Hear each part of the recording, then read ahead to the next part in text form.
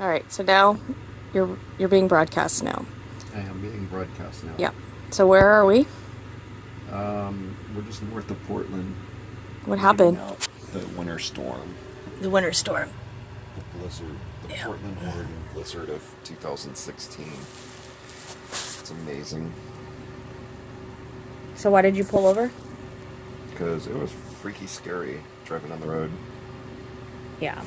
Like, totally. It doesn't look like it now, really. I feel kind of like there's like maybe a couple inches of snow on the ground, but it was really bad, folks. So we pulled over because our RV doesn't have any traction. So, and we have a new truck that we're pulling it with. And once we started seeing all the cars upside down on the road, made us want to stop and pull over. So yeah, that's all freezing rain. So we are trying to go to, where are we? Right there. We're trying to go there. It's like 2 hours in mountains and passes. 1,000-foot pass or whatever. They had chains required on some of those passes. And yeah. We don't. We do not have chains, no. So towing a trailer. Jesus. We are toasty in our little RV one more night. We're supposed to be back at work tomorrow morning, but that's not going to happen. So we are going to geek out and learn to broadcast, playing with Periscope, enjoying the warmth. Come on, Imager. And the dogs. Charlie. The thing about snow is that it makes your white dogs look yellow, which is kind of gross. That's gross. I noticed that when were y'all yellow? So we are camping in Ridgefield, the city of Ridgefield. Let's see, you can see the highway right up there, right off of I-5, Mountain Plaza. Just a cute little RV park. As soon as we pulled over, there was a bunch of people that were pulling up behind us, so I think we got one of the last few spots because it filled up pretty quickly. We're heading home to the Oregon coast, which is about 2 hours, going over Highway 26 or Highway 30, both of which are very treacherous in just the rain, much less the snow. So we decided to pull over and just wait it out. It's supposed to turn to ice here in just a few hours. The temperature's been holding out at 34, 33 degrees, and once the sun goes down, it's gonna be awful. The person from Illinois, Ridgefield, is in Washington, southern Washington, right out of Portland. We left the RV park this morning, made it about maybe 20 minutes, and had to pull over. No, I don't know where the nut jobs who took over the federal building are in Oregon. Greg, where is that? That's in kind of southeast Oregon. It's like a long way away from here. Yeah. Look, glow sticks and a ceiling fan. Oh, sweet. I totally want to do that. Okay. So this is what we do when we're just like hanging out in our RV. We geek out on technology crap and come up with weird ideas. Yep, probably take a nap here pretty soon. I mean, we did drive a whole whopping 15 minutes today, so anywho, I just thought I'd get some practice laying here on the couch learning how to broadcast, because I'm supposed to do some live readings and some broadcasts this week, and I'm fairly new to Periscope, so if anybody has any good tips or tricks, I would certainly wouldn't mind hearing from you. Other than that, we're just going to watch the snow, probably make some food. Should clean up the RV a little bit. It's got a lot of crap in here from the snow. It's hard to track. It's hard not to track snow and ice in here. But anyway, here's a little view of where we are. It is really cool. The cool thing about being in an RV is your home is with you. So even if you have to pull over, you've got everything you need. And that is fantastic. How much was our RV? This is a 2010? 2010 Tada. And I think they're worth about $12,000. I think we paid right over that. Yeah, they don't make them anymore, though, so they're hard to find. You have to really scour the internet to find one, and when they do go up for sale, they're snatched up pretty quickly.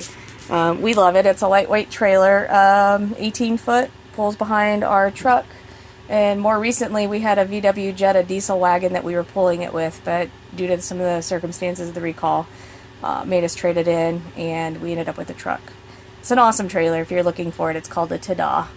And yeah, the tabs are the cousin or whatever, the sister. Yeah, the tabs are more like a teardrop. They're a little smaller. Very colorful. Ours is red on the outside. You can't quite tell from the inside, but it's bright red on the outside. Super cute. So, anyway, That's what it looks like from the outside. Oh, that's what we look like from the outside. It's hard not to get That's our blurred. truck. Huh?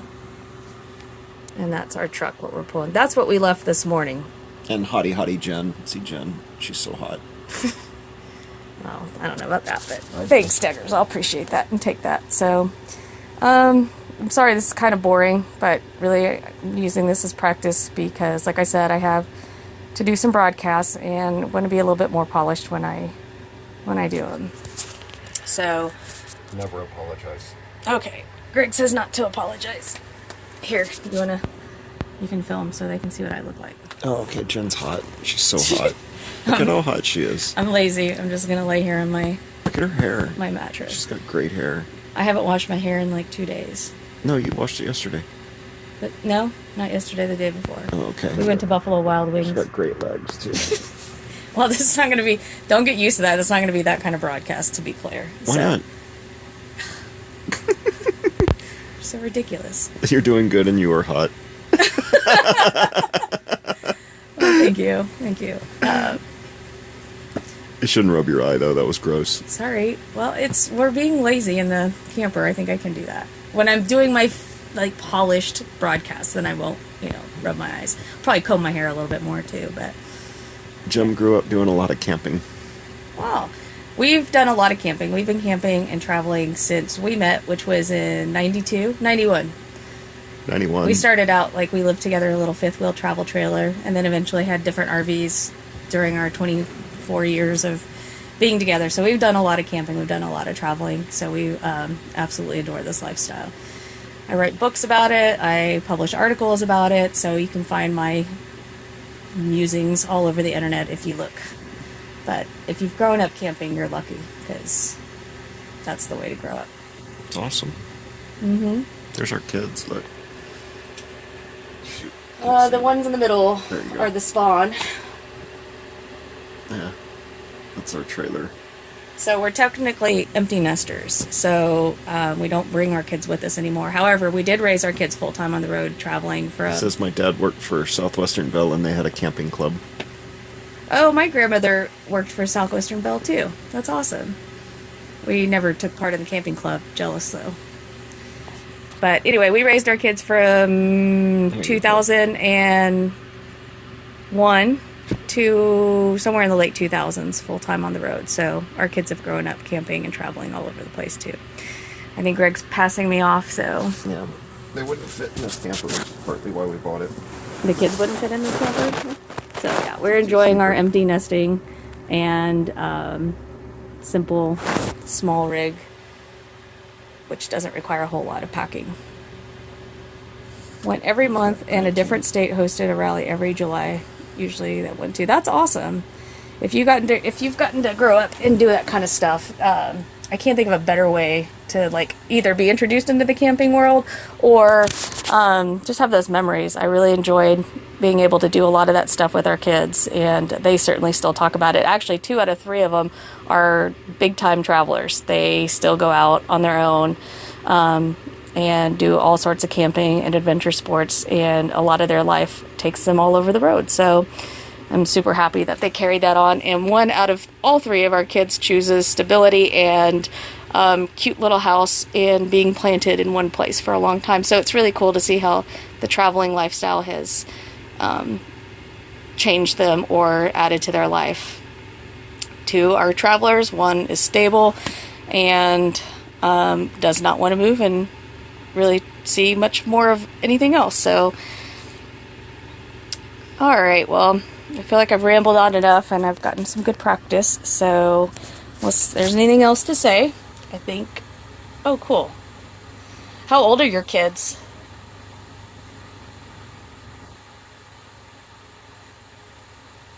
I will stay safe. We're going to stay off the roads. I don't think we're doing much more than what we're doing now. So, anyway, good night from Ridgefield.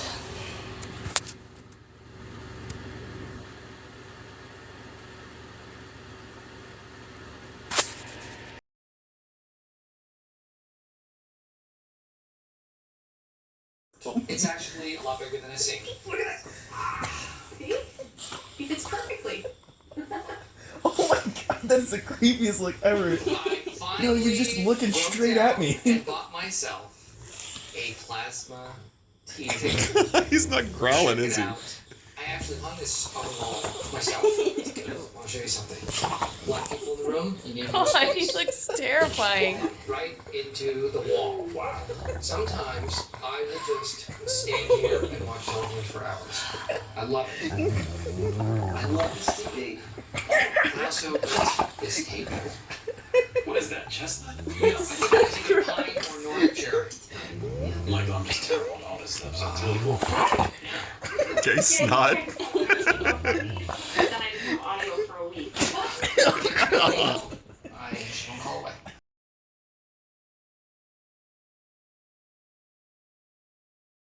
Hi y'all, this is Jen from BareNakedFamily.com. BareNakedFamily.com is not porn, so if that's what you're looking for, you should get the hell out of here because we're about to roll into a bunch of family stuff. BareNakedFamily.com was started in 2002 as a travel blog after we completed our first year of RVing full-time with the kids around North America. I met Greg in 91. We became friends and started dating, and eventually I ended up working with his cute little repair shop that he was managing. Loved it. We loved being together. We loved working together, and we were really good at it. So working together was something that we knew we were going to do for like the rest of our lives. Fast forward a year, found out we were pregnant with our first kid. On our first couple of dates, we'd always talked about our dreams of moving to Austin, Texas. So we did. 8 months pregnant, no job, no friends, no nothing. We just decided to completely start our family life over somewhere new. So when we got there, we decided to shop the resume around a little bit. Since we were just starting our family life, figured that was probably... He walks into this business strip center and completely bombs his first interview. Not know is that this company, Dell Computers, was about to grab us by the hand. What did I say? We had more Thanksgivings than I care to count in his cubicle. We entered this company as a $10 hour an employee. Rode the corporate ladder all the way up to the top. Working as hard as we did, it ended us up with 3 houses. Now I'm not talking like we were billionaires and these were big, glorious, fancy houses. It's nothing like that. We ended up with 2 cars, stuff, toys, excess, and a great public school. What's wrong with all that? Nothing. But years of working in that is exhausting, and I'll tell you why. It's like living with multiple personalities trying to juggle it all and make it work. And that career is alive, and it's kicking and screaming and demanding everything from you.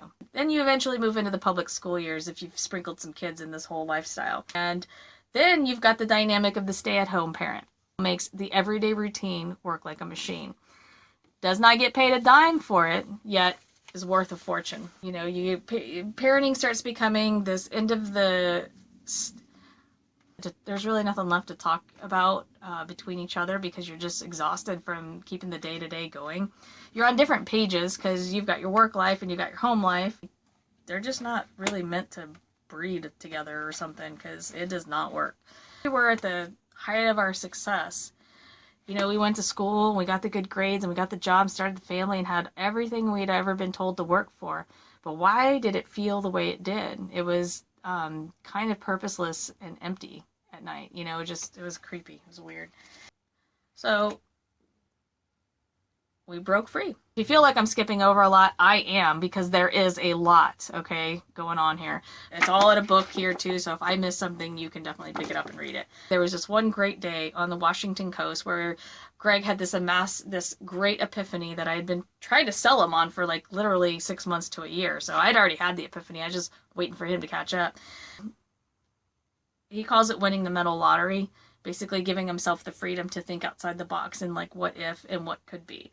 Then we went through a simplification process because in order to make that life happen, we had to kind of get rid of a lot of crap in our life and simplify what we had built up over 10 years. And let me tell you folks, that is that is hard. How it can really F you up and how it's not for everybody. We quit our job. Yeah, we walked away from that 6-figure, pretty awesome, badass career. And then we pulled our kids out of public school. And I know it's one thing to mess with your lives, but now we're messing up we're taking a risk on our kids' lives. And then we hit the road full time in an RV to go find and build out our own family business. We didn't know what that was. We didn't know what that meant. The goal behind hitting the road was to work, learn, and play together all the time. We wrote a book about our life, and now we're learning to figure out the empty nest thing. I can't tell everybody exactly how to do it, and that's not my goal. My goal is to be here and be providing experience and one-on-one with everybody, blah, blah, blah.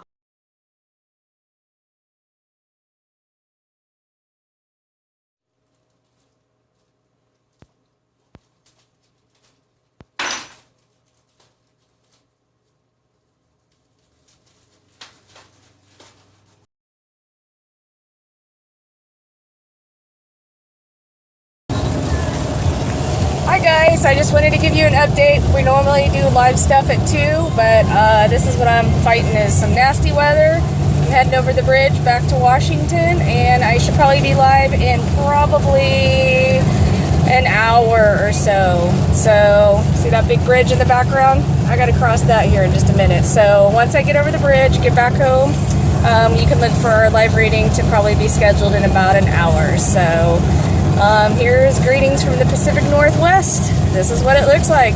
A lot. So I'll see you guys in about an hour. All right. Love ya. Bye.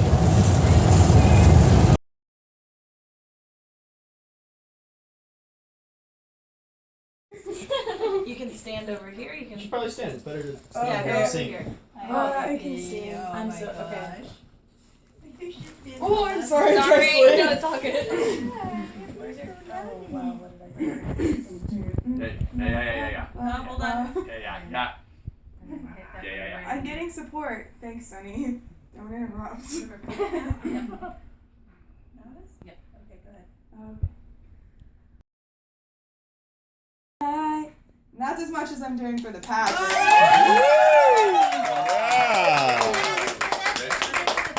Yeah, that's exactly what I'm doing.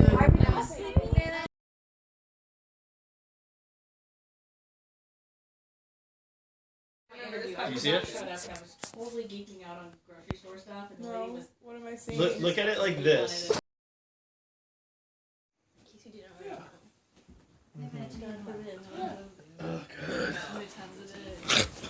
Can you talk in this voice? Oh, can you talk in this voice? I can talk like this for days. Oh my god! Ba-da-da-da-da.